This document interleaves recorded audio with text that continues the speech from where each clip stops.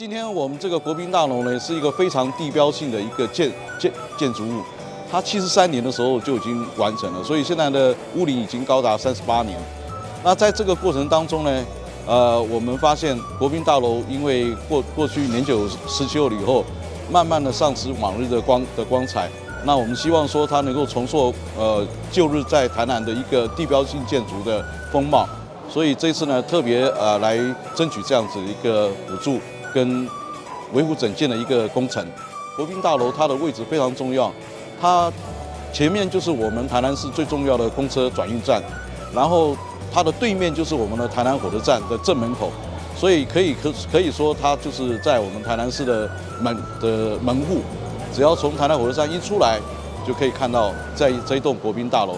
所以我想这一次的维护整建，除了是成为我们自主更新的一个成功的案例之外，更重要的是它发挥了我们台南市门户重新改造的一个非常大的一个效益。因为我们也是经过了12年的一个努力了，也感谢从市政府开始，我们的市长还有各级长官的一个帮忙，我们在经济条件非常不理想的情况下呢，把这个事情呢来做了一个作为一个完成这个非常非常的感谢。掌握市政3分钟，台南进步向前冲。感谢我们中央的跟我们管委会的努力，我们市政府也希望多尽力多协助因为大家现在火车站前面，我们铁路地下化火车站前面在整顿在整治然后如果将来或现在出了车站，看到一些门面就是说刚离开车站就看哇这个建筑物都是比较老旧或者比较不好，大家会觉得影响到整个对城市的印象这是这个基本上的第一个理由。但是也感谢我们张主委还有我们都发局，还有许多我们在地议员跟里长的关心能够让这个台南市的这个门面这个进出的门面这个部分也都终于能够完成这是第一点。第二点，我们除了这个火车站的门面之外，我们还有高铁站的门面、机场的门面，这些部分我们也都一个一个要去把这个整顿得更好。那这边的周边的环境，除了我们这栋大楼之外，周边的环境的整理我们也希望说都发局也好，我们在地也好，我们会多努力来把周边的环境整顿得更好。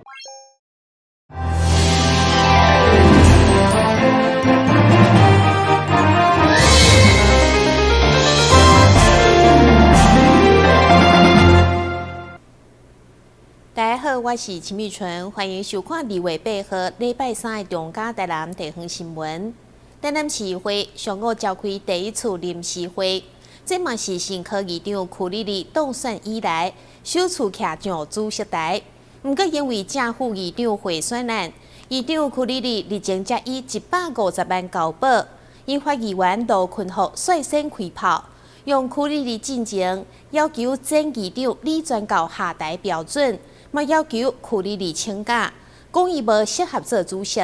卢坤福甚至要冲起哩主席台，主动开会，引发了热烈双方的冲突。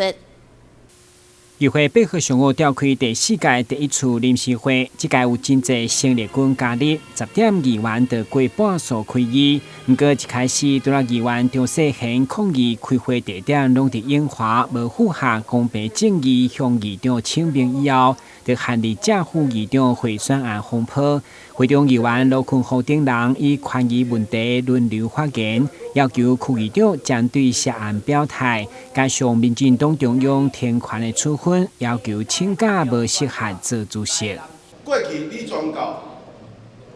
佮无像你遮尔啊严重的时阵，恁开的，佮叫人佮毋通佮再开落，袂使做主席。今仔日怎啊？伫你的身上，你嘛互我听看卖。看恁较早讲的话有准顺无？我要听你讲看卖，你的标准伫倒位？你是毋是爱先请假？有承认的交保，无承认的受压。我请问，柯小姐，你昨日昨昏啊，昨日去发搁去上法院的时阵，你搁交保，请问这敢是保护线原因之一？今仔开临时会所用的保护线之一。停权3天，但是咱的民众你唔知讲停权今仔去做主席哦，到这停权交你做主席有关系，还是啥物关系？互你来解释一下无？无人讲。民众拢讲这停权是假的嘛，无录音嘛，做互百姓看。你甲解说一下。针对议员陆坤浩顶人发言，引发民进党议员不满，双方口角不断，要求司法归司法，民生归民生，会有理杂种。司法是司法，民生是民生。我们的权益不应该被你个人的恩怨或个人的意见影响整个台南市民的权益。你个人的政治口水有大于台南市民吗？多少预算等着我们再通过？哥底下公会口气3天，已经讲了那么久了，还有必要在这么重要的台南市民权益的会议上面再继续政治口水吗？应该开会的时间是要比较早拢早足多啦吼，所以可以看到我们的生力军，我们的新的议员，大家都非常认真，想要来审预算如果说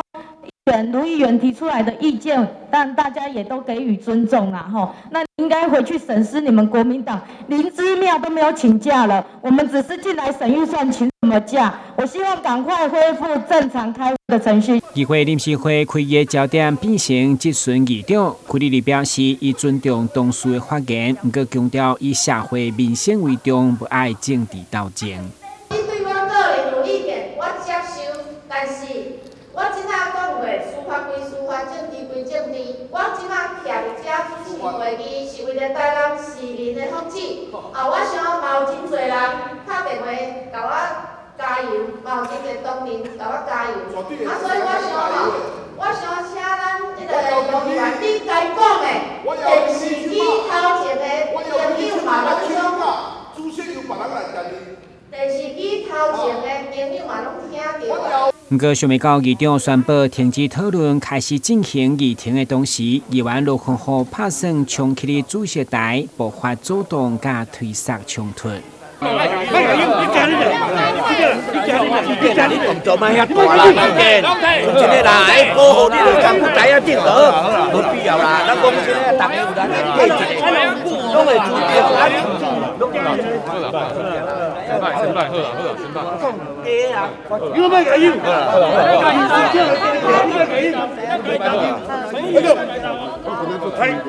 我讲什么啊？你都咩解救？我叫你行要解到吧？你个运动你咩原因？报告卢议员，新议员想开会。议长柯丽丽主持议事头一天的爆发激烈冲突，透过有线电视直播交由市民公平。台南新闻军及林银光采访报道。议会临时会头一天，就因为正副议长涉嫌贿选案，议员陆坤浩不满议长柯丽丽徛上主席台，强烈背角，甚至要冲上主席台抗议。对此，市长黄伟哲表示，伊除了依法来议会列席，嘛希望议员以市民甲市政优先来审查预算，共同推动建设。议会8号召开第4届第1次临时会，虽然是全新的议会生态，不过因为卡伫正副议长贿选案，柯丽丽被交保停权，所以等于第一天主持议事，就一直被国民党籍议员洗面。但会中侪新科民进党籍议员嘛纷纷跳出来护航，甚至当陆坤浩重启的主席台，副议长林志典头一个出来主动。希望用做司法归司法，因就是为人民权益把关。面对这款背角议事的冲突，专庭到议会列席的市长黄伟哲，会中除了伊的小介绍以及局处长和议员认识，嘛强调市民市政优先的大原则。那因为上个礼拜中执会已经把这个案子送到中民会，那昨天中民会来做出一个裁定。停权3年，因为他是第一还没有被起诉嘛，第二个也还没有这个判决，所以说停权3年这个部分，中评会是一个用一个标准比司法还高的标准，我们予以尊重。我们进来议会列席，是为了福利跟民生，为了市民的权益跟福祉，我们是为了民生，那我们不希望有人在从事政治斗争，那这个部分，我想市府的立场是很坚定。那这个也是依照法律的规定来议会来列席。那这个为的也是市民的福祉，还有我们市民的福利以及民生。这届临时会主要是讨论议题新查店户款，虽然开议头一天的吵吵闹闹，不过需要议会办春酒，议长甲各党派议员共带温馨，包括市长吴依婷嘛率领以及主管到场参加，甚至甲议员共齐唱歌，心情敢若是三温暖。台南新闻军及林英根采访报道。真侪介意妄加的人会收藏模型，不过这模型价值可是无俗，有的甚至要上万块才买会到。抓模型玩家张义农为了要收集到家己心爱模型，就家己动手制作各种妄加甲电影人物角色的模型。买回来不但省真侪钱，而且伊做的模型嘛变成互人小钱收藏的珍贵创作。依照线条指示挂出模型的形体，佮用手慢慢凹出身体各部位。抓模型玩家张义农因为自细汉就爱耍模型，出社会后也透过这项消遣排解工作压力。但传统的模型定定爱开上数千数万的金钱。有一届发现到抓模型不但价值较亲民，而且佮会当家己印制，所以八当前开始投入抓模型的领域。张义农讲。虽然算抓模型较省钱，但是要做出有水准的作品，嘛是需要1、2天的时间。当初看着那个钢铁人，然后就觉得，好像有兴趣嘛。然后，看着人家在做，我想说不然来尝试看看。然后刚开始在做的时候也是失败，然后也是用了2年的时间，才把纸模型慢慢的累积起来，慢慢的做成功。不懂的我就去询问别人。然后看别人怎么做，然后就会去电脑，然后抓一些档案下来，然后就是慢慢的，然后把它所有的一些构造啊，因为做纸模型，它本身就比较麻烦了，然后也比较复杂，也就是说你要有耐心，然后看你要怎么去把自己的作品去完成。虽然是纸做的模型，但是为了会当长久收藏。张义农也成立研究方法，替模型加入支架。伊表示，甚至会当放上1日1冬拢袂歹去。像我做这一只七龙珠来讲的话，它里面的构造，然后它里面的支架，你要怎么样说？你要把它撑起来，因为纸是很薄的。然后有时候你看纸做了之后，它所呈现的。因为有时候我们放好几年，纸会软掉，因为天气在变，纸也会软掉。只是说我们要里面，你要怎么样去做，它的纸模型才会固定，才会放那大概10年啊、20年，它永远都是不会坏掉。张义农的纸模型因为造型团形又够坚固，受到真侪模型玩家的喜爱，纷纷买来收藏。看到家己的作品受到遐尔侪人的介意，也让张义农感觉到真欣慰。目前，伊的作品就伫100咖啡厅展出，伊也欢迎喜爱纸模型的朋友会当前往欣赏。台南新闻张硕维采访报道。伫开学进前，台南市教育局特别伫中英大学召开后学期的高中级甲高中小学校长会议，由副市长叶哲山出席主持。副市长除了感谢校长的辛劳甲努力。也提醒伫新学期要做好校园内防疫，让学生会当安全安心的上课。111学年度第2学期高中及高中小学校长会议伫长宁大学召开，副市长也替三代表市长出席，来感谢校长伫过去学期的努力甲付出。教育的事务非常的庞杂，尤其各位校长面对第一线的老师、学生。还有家长，所以其实整个社会的一个改变，当校长真的不是一件轻松的工作，所以我想，这么多年来，大家在整个教育界奉献心力，各位的辛劳市长都看见了。马上就要开学，副市长也提醒，不管是新冠疫情、长病毒，也是天高热，要做好防疫工作。另外，伊也表示，市府对教育非常的重视，除了多多善用政府的资源，也会当利用预算来提升校园的软硬体设施。台南市政府的总预算，其实教育的预算是排第一的，因为大家总是认为教育是最为重要的。那加上中央政府在这几年对于软硬体也投入了非常的多，所以我想教育局也做了一些妥善的规划。所以在去年大概是最为要生的一年，所以我们有很多的软硬体设备大概都建制的大概已经完备了。那有少数如果说因为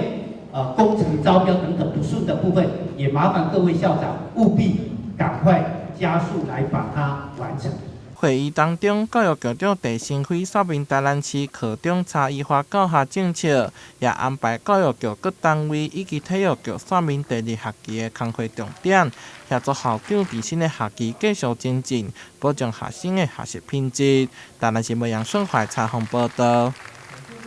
安平区王城里活动中心，因为已经真老旧，伫地方乡亲的期盼之下，总算伫8号举行铁道重建工程动土典礼。未来将打造成一座适合集会、联谊、休闲的岛公园活动中心，预计伫113年4月完工。王城里位伫安平古部落、安平古堡、德记洋行、安平树屋等国际级的景点拢伫咧附近。每到周末假期，这边出来的游客数量是非常的多，但这间活动中心确实破烂烂，影响观感，而且安全性嘛不足。经过当地里长以及地方民代积极争取之下，终于得到内政部补助500万，市府自筹2968万，总工程经费3468万块顺利发包。经过第三国经过迄个所以这咱的所在已经他们讲是结构有问题，已经过6档啊。伫过去4档内，我已经去39间新的活动中心，那政府强100多间啊，但是这是应该是第40间这个活动中心来动土，咱希望会当来这个早日完工，互咱王城西咱的好朋友有一个新更好的活动中心来举办活动，来做研习也好，做跳舞唱歌活动拢非常好，而且非常感谢。市长杨伟摕甲民政局长蒋玲煌，除了感谢议会对着地方建设经费支持以外，也肯定安平区公所伫面临无价起以及能力底欠冲击之下，历经多次流标，最后也是完成任务。安平区长萧泰华则是表示，区公所积极努力营造优质公共空间，提供市民舒适休闲环境，是上重要的目标。台南新闻张硕维采访报道。根据基美医学中心血液透析室的统计，伫2010年到2020年，西药剂的病人内面，大约有25%伫西药剂的过程当中发生低血压。因为原因真多，无法度掌握，所以特别引进 AI 低血压风险预测系统，降低发生率。不但被国内外期刊肯定，更得到国家医疗品质奖的表彰。基美医学中心药剂科医师杨义林表示，透析中低血压是血液透析的病人心中永远的恐慌，嘛是医护人员上烦恼麻烦的问题。过去伫基美医学中心血液透析的病人中，大约有1/4伫洗身过程中会发生低血压，但后来导入大数据，透过 AI 低血压风险的预测系统，就用先找出高风险。其中低血压其实呢会造成病人在透析过程当中有很多不适的症状而且会增加他们的并发症包括是说心脏缺血啦、肠缺血，甚至中风的风险，因此也会增加这些病人未来的一个死亡率的部分。所以，假如说我们能够及时的发现甚至是提早给予一些介入的预防跟措施的话，基本上就可以减少他们这些临床上可能会造成的不适跟相关的并发症的发生。那这个系统呢，基本上它就是用过去我们从2020年9月1号到2020年12月31号所有这些我们洗肾病人的一些数据包括一些透析的参数跟病人的特征等等，把它们统合起来之后，放到人工智慧系统去做运算，然后得到一个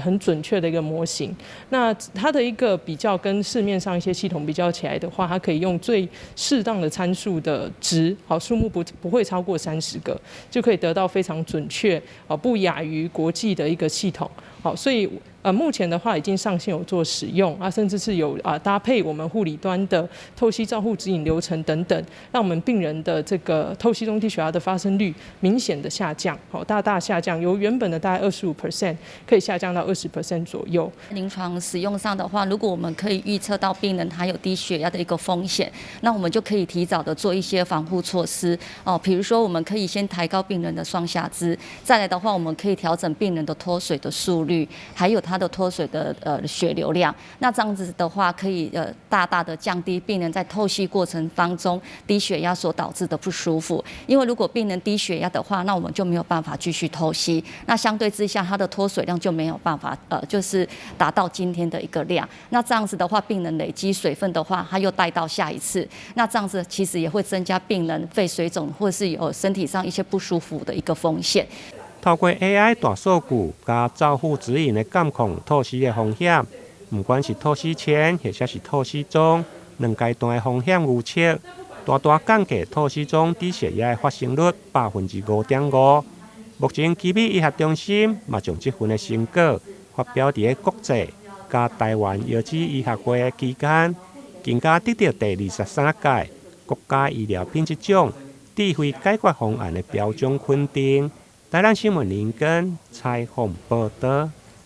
台南市一名50岁的男性，因为工作的因素，需要长时间来徛久甲搬动，加上少年时排便未顺，肛门口时常有痔疮肿大的问题。随着时间一久，痔疮哪来哪严重？经过台南市立病院一般外科医师林伟霆的评估，后来接受微创的痔疮消融手术。才予伊重新搁找回职场来工作。基本上痔疮是个目前国人常见的问题啦，无论是男生女生都蛮常发生的。什么情况下需要切除痔疮？基本上我会抓几个常见的症状。第一种就是像贫血。有些痔疮会引起一些出血。万一长期出血导致贫血，有症状的贫血的话，像头晕不舒服，这个痔疮可能就需要做切除的动作。第二点的话就是痔疮脱出到不易推回去。长期引起疼痛、伤口不愈的话，其实这个痔疮如果在一些保守治疗失败之后，其实都要建议做切除的动作。基本上我刚才有提到3个手术啦，第一种就是痔疮结扎手术，它相对上比较适合用一个比较早期的痔疮，第1期、第2期会比较适用，它的破坏比较小手术时间快，基本上门诊手术就可以回家休息了它就是的缺点就是说太大的痔疮它没有什么效果，而且也比较不适用。第二种就是传统切割跟并用能量切割器的话，它适用于所有的痔疮，就第1期到第4期它基本上都适用它相对上的缺点就是说它毕竟会有一些伤口出现，越大的伤口病人一些术后的恢复疼痛感都比较会有影响相对上出血一些术后的并发症会比较容易发生最后一种的话雷射痔疮消融手术的话，基本上它相较于前一种传统切除的话，它伤口是更小的也可以适用于部分切除的手术，它是可以结合一起使用的。它的唯一的缺点是自费稍微比较贵一点，不然它一些术后的恢复、伤口疼痛，相较于传统切除都是比较好的。医师表示，其实大部分的痔疮拢是无症状，一开始轻度的症状需要保守的治疗，但如果严重，就必须要外科来介入。目前手术有分痔疮的结扎、传统的切除，或者是并用能量切割器、加微创的雷射消融等。因为空喙分大小，而且部分佫需要自费，但空喙小容易恢复，嘛是袂少患者的新选择。台南新闻林根采访报道。感谢你收看2月8号的中嘉台南地方新闻，我是陈碧纯，咱再会。